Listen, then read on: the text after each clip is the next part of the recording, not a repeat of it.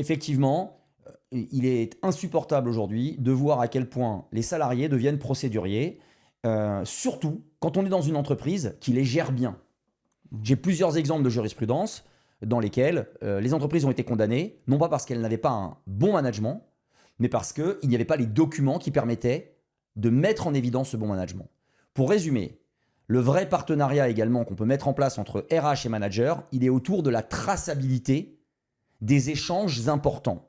Donc je vais en 2 mots donner des exemples. 1, les entretiens annuels.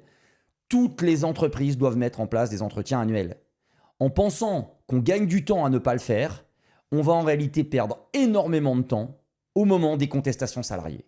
Si vous réalisez un entretien qui fixe les objectifs, un entretien qui évalue la performance, un entretien qui parle des formations et des perspectives de carrière, et un entretien qui discute de bien-être au travail, équilibre vie pro, vie perso, vous faites un compte-rendu par entretien et vous limitez considérablement le risque de procédure et de contentieux avec les collaborateurs, puisque vous tracez le fait que vous faites attention aussi bien aux enjeux de performance, de sens, que de santé et de sécurité au travail, et d'employabilité, pardon.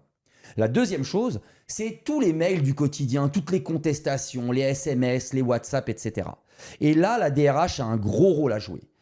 Aider les managers à répondre systématiquement aux courriers, aux courriels, aux WhatsApp, etc. des collaborateurs. Quand une entreprise ne répond pas à un collaborateur, d'une part, elle va créer de la frustration et d'autre part, elle se met en risque.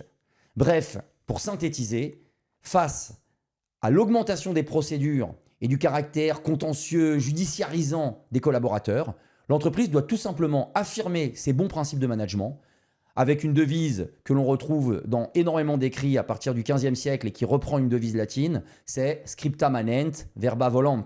Les écrits restent, les paroles s'envolent. Le meilleur conseil qu'on peut donner aux managers et aux DRH, c'est de faire un partenariat autour des entretiens annuels d'une part et des réponses aux courriels contestataires des collaborateurs.